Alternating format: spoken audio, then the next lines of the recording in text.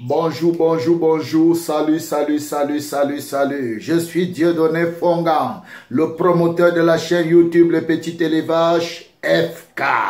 Oui, c'est moi. C'est moi.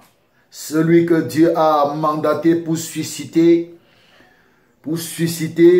une vague des éleveurs de la paix, pour engager des soldats, pour combattre la famine, pour lever une filière cunicole, pour créer des financements, créer des emplois, pour lutter contre la famine, pour bien se nourrir, pour chasser la pauvreté, pour chasser la misère. Le temps est venu, les gars, levez-vous. Levez-vous et lancez-vous dans l'élevage de la paix. Lancez-vous dans l'élevage de la paix. Lance-toi dans l'élevage de la paix. Lance-toi, lance-toi, lancez-vous, lancez-vous. Yes. Utilise ta cour, utilise ton derrière, utilise la chambre qui est dans ta maison là que tu ne sais à rien. Utilise ta terrasse, utilise tout espace qui est chez toi, aussi petit qu'il soit, pour élever les lapins. Élève les lapins, mon frère. Ma soeur, maman, élève les lapins. Papa, élève les lapins. Élevez les lapins. Mes parents retraités là, détendez-vous dans l'élevage des lapins. Oui, élevez les lapins. Élevez les lapins. Je suis Dieudonné Fongan pour vous servir. Ok, je vais parler de quelque chose aujourd'hui très important aussi, hein. Très important. Ça, c'est pour ceux qui sont dans l'élevage des lapins, qui sont en train de faire route avec l'élevage des lapins et qui ont pris goût à l'argent. Ils voient ce que ça donne. Ils veulent maximiser. Ok. Je vais parler aujourd'hui sur quelque chose que j'ai remarqué qui... Vous voyez que j'ai arrêté de rire. Ça ne me plaît pas, les gars. Ce que je vous vois faire ne me plaît pas. Ce que je vous vois faire ne me plaît pas. Arrêtez de forcer la nature. Arrêtez de forcer la nature. Arrêtez d'utiliser ce produit qu'on appelle l'ocytocine à tort et à travers. Ce n'est pas parce que vous avez entendu un nouveau nom ocytocine que vous allez devenir des paresseux. Faisons attention, très attention. N'utilisons pas ce produit ocytocine à tort et à travers. L'ocytocine, c'est un produit qu'on utilise pour booster le lait de la lapine après la mise bas. C'est-à-dire quand une lapine a mis bas, après quelques temps, quand tu te rends compte que le lait ne coule pas, parce qu'elle n'allait pas suffisamment, le lait ne coule pas, on utilise l'ocytocine qu'on injecte à la lapine et ça accélère la production du lait de la lapine. Vous voyez, c'est dans les cas d'erreur, c'est dans les cas de maladie. Quand on prend le médicament, c'est pour résoudre, c'est pour guérir, c'est pour soigner une maladie. Si tout le temps dont tu utilises l'ocytocine dans ta ferme, dans ton élevage, ça veut dire que tes bêtes sont toujours malades. Et si elles sont toujours malades, c'est qu'il y a un problème d'alimentation, il y a un problème de suivi. Cherchez à résoudre le problème au lieu de, dans la durée, au lieu de dépendre des médicaments, au lieu de dépendre des injections. Ne rendez pas vos bêtes dépendantes des injections, de l'ocytocine. Arrêtez cette pratique-là. Arrêtez. Faites ça dans le cas où c'est nécessaire. Qu'est-ce qui se passe que dans un élevage, toutes les lapines qui vont mettre bas, on va les injecter à l'ocytocine pour dire qu'on veut booster le lait. Laissez la nature faire les choses. Laissez la nature faire les choses. Si vous ne maîtrisez pas un sujet, arrêtez d'être paresseux. Formez-vous. Formez-vous. Apprenez. Apprenez à côté de quelqu'un. Nous avons créé un canal Telegram pour aider les gens. Et nous voyons que les gens ne veulent pas intégrer le canal Telegram. Intégrez le canal Telegram. N'entrez pas dans les choses à tort et à travers. J'ai demandé d'accompagner les gens, de coacher certaines personnes, de me contacter pour le coaching. Les gens ne le font pas. Ils se lancent dans quelque chose à tort et à travers. Ils se livrent à toutes sortes d'exercices. Faisons attention. L'ocytocine, c'est bon, mais c'est un médicament. Et quand on parle de médicament, on parle de maladie. On parle de maladie. Il vient pour guérir, pour soigner, pour résoudre un problème. Mais si dans ton élevage, tout le temps, tu utilises l'ocytocine, c'est que c'est toi qui as un problème dans ton élevage. C'est que ton élevage a un problème. C'est qu'il y a un problème de suivi. C'est que quelque chose ne va pas quelque part. Ne rendez pas vos bêtes dépendantes de l'ocytocine. Laissez la nature faire ces choses. Ok, je vais te dire, si ta lapine met bas, constamment, le lait ne coule pas, il y a un problème. Il faut chercher ce problème et résoudre. Au lieu de l'ocytocine, il faut revoir son alimentation. C'est tout. Revoir son alimentation. Quand l'alimentation de la lapine est pauvre, quand elle était mal nourrie pendant sa gestation, attention, au moment de l'allaitement, le lait sera pauvre. Le lait sera pauvre. Il n'y aura même pas de lait. Prenez soin de la lapine gestante. Nourrissez-la correctement. Nourrissez-la correctement. Elle doit manger entre 150 et 300 grammes. C'est-à-dire 150, 160, 170. Et après la mise bas, elle peut monter jusqu'à 300 grammes avec ses lapéros. Nourrissez-moi bien la lapine gestante. Avec une bonne alimentation. Une alimentation de qualité. Quand vous nous donnez l'alimentation pauvre, les gens nourrissent les animaux avec les herbes. Les herbes. Et quel genre d'herbes même? Pas avec toutes sortes d'herbes. Les herbes qui ne comblent pas les besoins nutritionnels de lapin. Tu ne peux pas nourrir ton lapin tous les jours avec le sisongo, tous les jours avec le sisongo, tous les jours avec le sisongo et t'attendre un résultat. Il va tomber malade, il sera chétif, il aura des problèmes. Ce n'est pas le cochon d'Inde. Le lapin n'est pas le cochon d'Inde. Le lapin n'est pas le cochon d'Inde. Il a besoin d'une ration équilibrée. Tous les jours, tu donnes seulement les feuilles de patate, les cordes de patate, les cordes de patate. Il faut varier. Le lapin a besoin des sisongo, des cordes de patate, des feuilles de palmier, des herbes à lapin, de la patate douce, de la patate, les herbes de patate de mer, aquatique. Le lapin a besoin de plusieurs variétés pour pouvoir trouver les ressources nutritionnelles dont il a besoin. Ok? Et puis, quand tu fais mal, attends-toi un mauvais résultat. Et quand vous nourrissez les lapins à la provence, donnez-les la quantité suffisante. Et à la mise bas, les amis, à la mise bas, si tu as trompé la maman lapine, tu vas voir dans les lapéros, non seulement ils seront chétifs, mais même s'ils ne sont pas chétifs, la maman va bien vouloir les allaiter, mais il n'y aura pas assez de lait. Il n'y aura même pas de lait et tu vas te retourner à l'ocytocine. Ce n'est pas ça la solution. Nourris bien ton lapin quand elle est gestante. Prends bien soin d'elle. Sa quantité d'aliments va commencer à 150 grammes. 150 grammes au moins. En avant. Fais-la bien manger, nourris-la bien. Avec une bonne alimentation.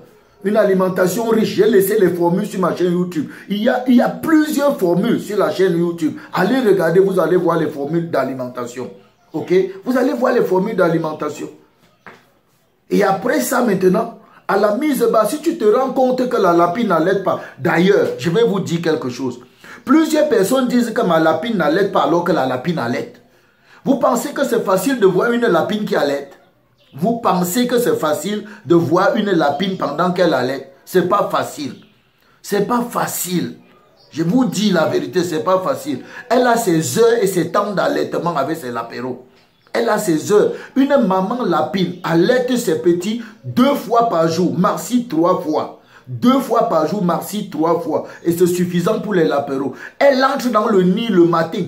Elle saute. Dès qu'elle a sauté dans le nid, chaque lapéro a autour 1 minute. 1 minute, pas trop. Se sauve qui peut. Sauve qui peut. Dès que quelqu'un saute sur son téton, il tire. Pim, pim, pim, pim, pim. Il a autour 1 milli qui va tirer. Chacun saute, il tire sa part. Et dès que les 1 minute sont écoulées, le temps que la mère a donné, elle sort. Dès qu'elle est sortie, tant pis pour celui qui n'a pas allaité. Elle reviendra seulement le soir. Elle revient seulement le soir. Et quand elle saute dans le nid, on allaite et puis elle est sortie 1 minute. Elle ne met pas long. Elle ne met pas long pour allaiter. Tu vas voir comment. C'est pas facile de voir. C'est pas facile de voir. Si tu tombes sur ça, vraiment, c'est que tu es tombé sur ça. Maintenant, en journée, l'autre part 3 fois par jour. En journée, tu la vois sauter 1 fois dans le nid.